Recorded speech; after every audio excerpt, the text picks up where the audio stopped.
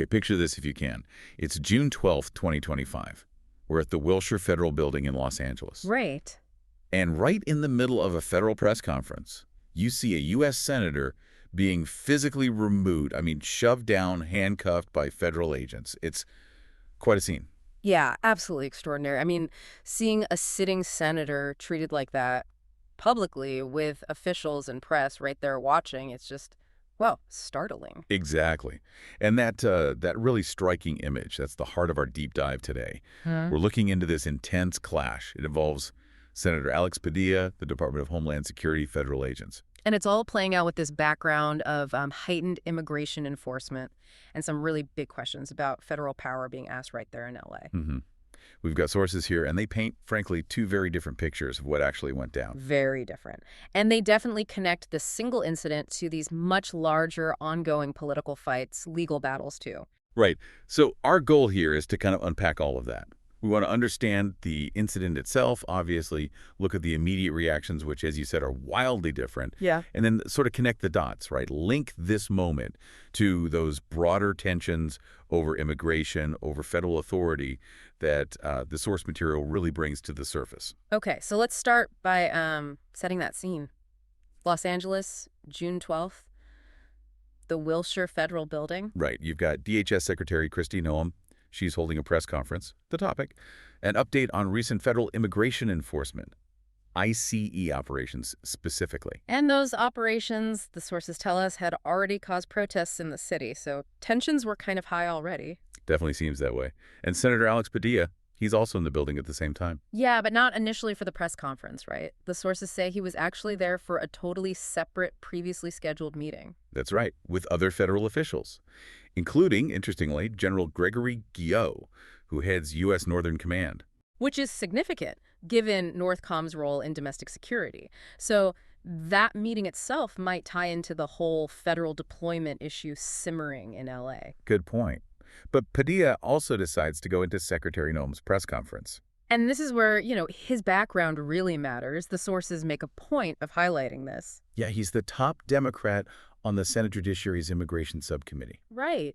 And he's the son of Mexican immigrants. He's been a very outspoken critic of the administration's immigration tactics, especially the escalated enforcement. He has. He's on record condemning earlier ICE raids, accusing the administration of things like terrorizing communities, breaking apart families, even putting citizens in harm's way. Strong words. Very strong.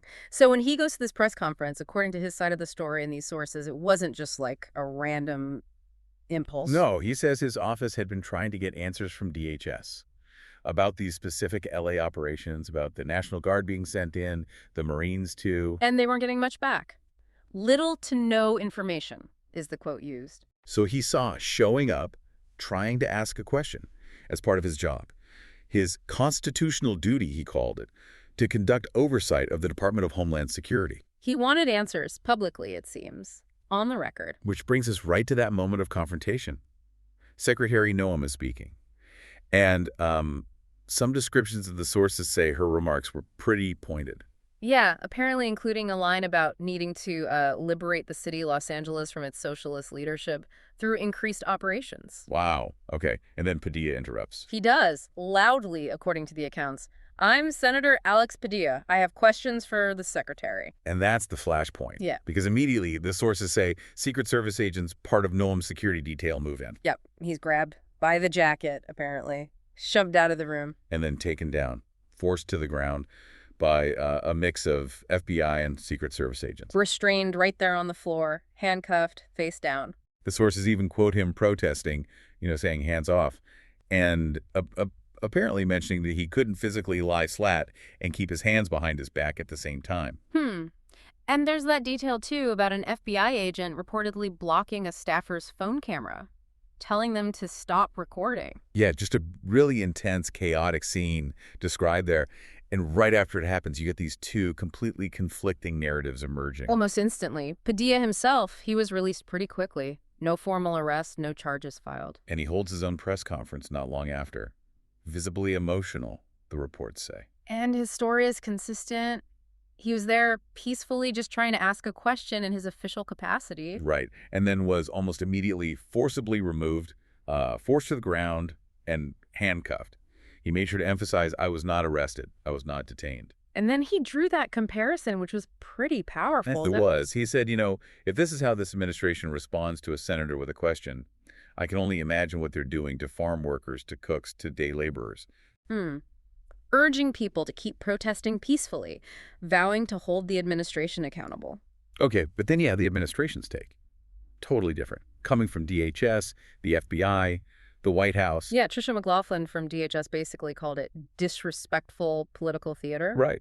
Said Padilla interrupted, didn't identify himself properly, wasn't wearing his Senate security pin. And crucially, that he lunged toward Secretary Noam. That's a key claim, that he didn't back away when told. And therefore, the Secret Service thought he was maybe an attacker and acted appropriately in their view. Then you had Dan Bongino, FBI Deputy Director, chiming in on X, reinforcing that claim about the security pin and adding that Padilla physically resisted law enforcement. And the White House, Abigail Jackson called it grandstanding, an immature theater kid stunt. And even sort of pivoted, suggesting Democrats were more upset about Padilla than about alleged violent riots and assaults on law enforcement in L.A., kind of deflecting there. So yeah, one event, two completely opposite interpretations, motives, actions, everything disputed. And predictably, this ignited a huge political reaction. Oh, absolutely. You saw Democrats condemning it almost immediately and very broadly. California Governor Gavin Newsom, for instance, tweeted it was absolutely abhorrent and outrageous, called on Republican leaders to condemn it too. And he added that warning, didn't he? If they can handcuff a U.S. senator for asking a question, imagine what they will do to you. Yeah, powerful stuff. Los Angeles Mayor Karen Bass also spoke out strongly. Questioning how federal agents could possibly not recognize one of California's own senators. Right. And she also noted Padilla as the state's first Latino senator, adding another layer.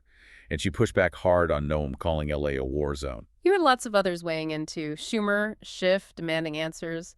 Booker, Warren expressing strong support for Padilla. And Representative Maxwell Frost reportedly even called for subpoenaing Kristi Noem over it. So really strong reactions on that side. On the Republican side, though, the response detailed in the sources was, well, more mixed, but generally tended towards defending the agents and criticizing Padilla. Speaker Mike Johnson apparently suggested Padilla should be censured by the Senate. Wow. And other Republicans, lawmakers, and commentators sort of echoed the administration's points. Padilla was shouting, "No ID visible." He resisted. Caroline Leavitt used similar language, calling it disrespectful political theater, a stunt. So you really see the partisan lines drawn immediately and sharply over this incident. And it's so important for us looking at this and for you listening to remember, we're just laying out these different viewpoints as they're presented in the source material. Exactly. We're not taking a side here. Our job is to show you the conflicting narratives, the different ways this single event was framed and interpreted by the key players involved. Because this event, as the sources make really clear, it wasn't just about Padilla and Noam in that room. It's deeply tangled up in that bigger picture. Definitely. The intensified federal immigration enforcement, the administration's use of federal forces, National Guard, Marines specifically in Los Angeles, that's the crucial context. Secretary Noam's press conference was about those very things, the ICE operations, the federal troop deployment. And that deployment itself was already a huge point of contention. Governor Newsom had filed a legal challenge against it. Right, and the arguments from critics like Newsom, Padilla, and others, as laid out in the sources, are pretty stark. They call it unprecedented overreach, a manufactured crisis. Language like terrorizing communities. Accusations that it's an attack on our constitutional order, maybe an attempt to test the limits of presidential power, to circumvent due process, really fundamental questions being raised. And Padilla, given his role on that Senate Judiciary Immigration Subcommittee, is right in the thick of these debates. His history shows that. The sources mention him pushing for investigations into past IC raids, condemning policies like family detention. And what I found really telling was the mention of his opposition to even the attempt to invoke the Alien Enemies Act of 1798. Right, that's a really old, kind of obscure law. Exactly. It allows the president to deport non-citizens from countries the U.S. is hostile towards.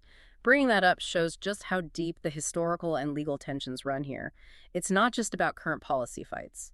So when you step back and look at this whole incident through the lens of these sources, What's the main takeaway? What does it really highlight? Well, it's clearly an extraordinary event. You just don't see this happen. And it really underscores the severe escalation in tensions. Yeah, between the administration and its critics, Mm-mm. particularly over immigration policy and maybe more broadly, the use of federal power. You have the administration framing it one way, a necessary response, they'd say, to a senator behaving improperly, maybe even posing a threat. And then you have the Democrats' view, as reflected in the sources.